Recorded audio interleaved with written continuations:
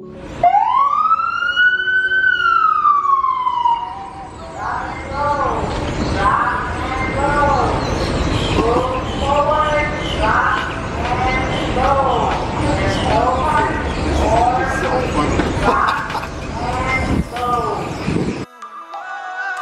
hay nadie más con que prefiera bailar, aguanta y baila, como fuego iluminamos el cielo con nuestro amor, aguanta y baila siempre. Well, after accomplishing what I came down here to do, it was time to head back up to the frozen north and get back to work on my music auditions. No better airline to do this ride back on than with JetBlue Airways. I booked this flight on a Blue Basic ticket, which is JetBlue's cheapest and most restrictive option.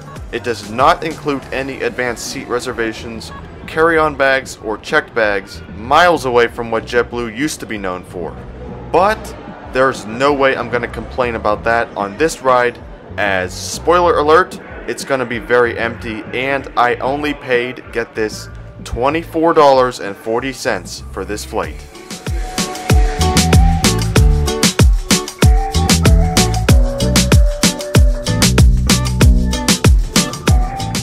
About 2 hours before departure, I arrived to a decently filled gate F3, but these folks are not going to pit with me as there's another flight beforehand. So since I had some time, took the opportunity to charge up my batteries for a while, grab a cold sandwich and iced tea from the shop next door, and check out my flight's info.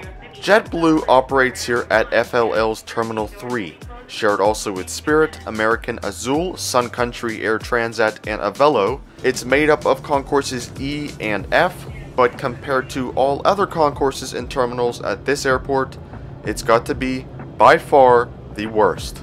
And it ain't even close. Exactly 40 minutes before departure, my Embraer 190 began rolling into view from Hartford, Connecticut, nicknamed Blue Streak, at the time of filming a 14-and-a-half-year-old E190, first delivered to JetBlue in November of 2006. The E190s make up a decent portion of JetBlue's fleet, with 60 in total. I've long liked to fly aboard this aircraft since I began flying JetBlue, so let's see how it stacks up again here on a longer flight this time. Thanks.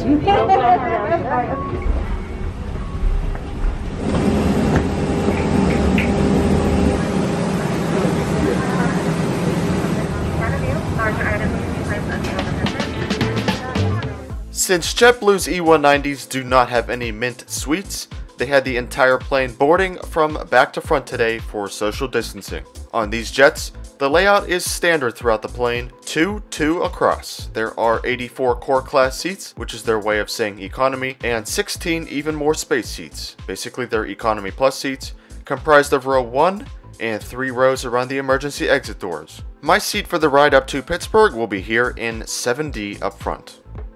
As usual, here's a quick look around the seat. On the armrests, PTV controls can be found along with a recline button. The seats themselves are incredibly comfortable for an economy seat. While they are a bit worn, they are plenty wide enough with very thick padding for the jazz guy's bum, back, and head. Legroom is also super good, with a taller person like myself having above average space. Seat recline is also quite good. The safety card can be found in front of me in the seat back pocket, which is itself very large. What's not large is the PTV up top, but hey, I am not complaining. The overhead reading lights and air vents are controlled from up top. Luggage bins are on the small side as per usual on E-Jets. And last but not least, if you're like me and like looking out the window on JetBlue's E190, pick seat 7D. Window alignment is perfect. So let's get the show on the road. Off to FLL's runway 10 right.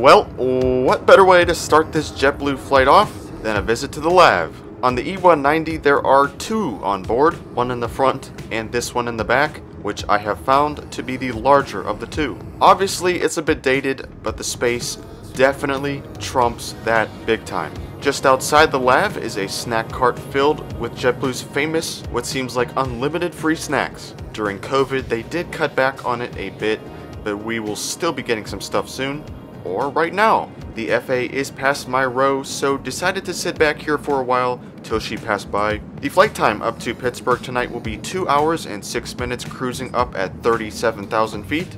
After originally flying out over the Atlantic, we turned back inland and are currently gliding just off the East Coast, where we will continue up over Georgia, South Carolina, North Carolina, Virginia, West Virginia, and finally Pennsylvania.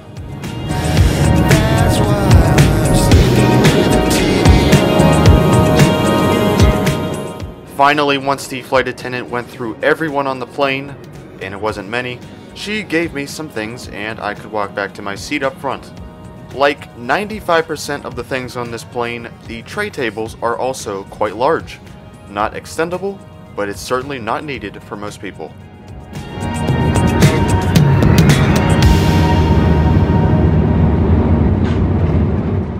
So, on this night flight, I ended up with a full can of Pepsi, along with a bag of chocolate chip cookies. Now, like I said, normally on JetBlue, you get much more than just one snack, but COVID times, everything is different.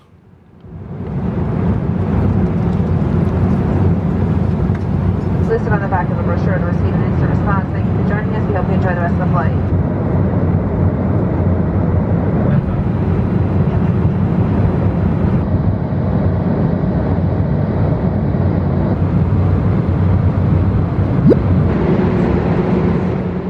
Since on this flight I had a working personal TV monitor, I decided to use it after the service was done. These PTVs here on the E190 are the originals that took the country by storm when JetBlue first came out. Nowadays, the personalization and responsiveness of the touchscreens on their newer aircraft has improved so much that JetBlue arguably still leads the industry. But here is a look at what was. These small PTVs are only controllable by the buttons on the armrest. The system includes around 40 live TV channels from DirecTV, along with numerous Sirius XM radio stations to listen to music and such, as well as some movie channels, and a JetBlue TV channel. A flight map is also provided, found within the TV channels, and if that's not enough for you, check this out. When clicking and connecting to Fly-Fi in settings, more features can be found on my phone, including the most important one, free Wi-Fi.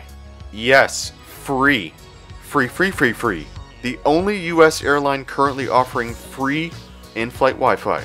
Testing it out on my YouTube channel, the page opened up immediately, and when trying out a video speed, well, look for yourself.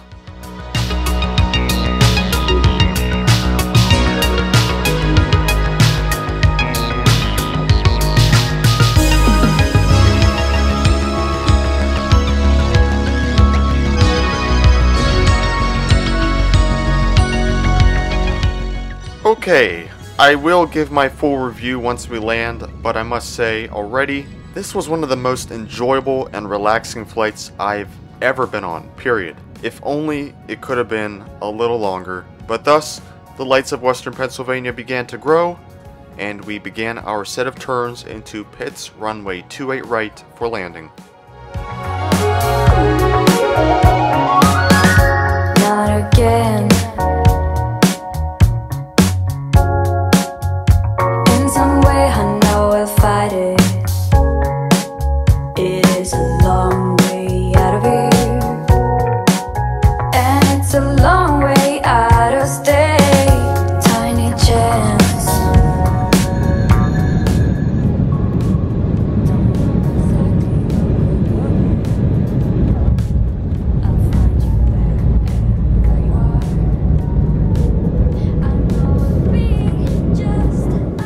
From 80-degree humid weather in Fort Lauderdale to 4-degree Arctic weather here in the Berg. It's good to be home. Going along with what I was saying, this flight was simply incredible. For $24, I got one of the best economy seats in the skies, excellent legroom, no one next to me, a roomy plane, decent snack and drink service, a PTV with live TV movies and music, a free carry-on bag, an on-time early arrival and departure, a great deboarding and boarding experience, nice crew, fantastic night views all the way up the coast, and free Wi-Fi. Jeez, no wonder JetBlue axed this route. Seriously though, this shouldn't even be legal. What a flight. What an experience. I'll leave it at that.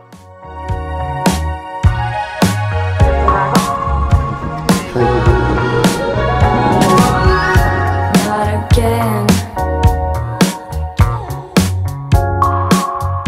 In some way I know I'll fight it. It is a long way out of here, and it's a long way out of state. Tiny chance. Don't know exactly what will be there. I'll find you wherever you are. I know we'll be just us.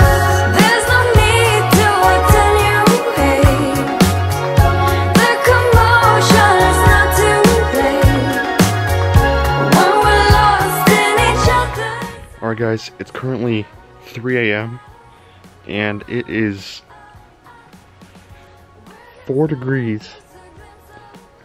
It is 4 degrees, so you know what time it is. It's time to do the boiling water experiment. Let's do it.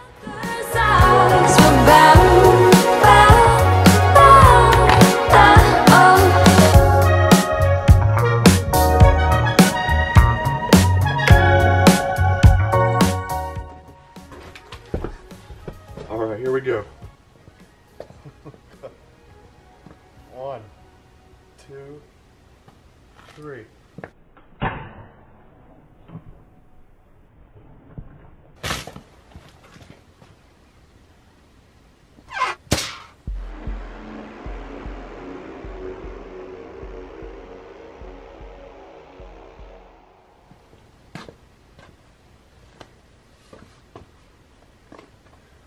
Well, besides spilling it half on my jacket, it works.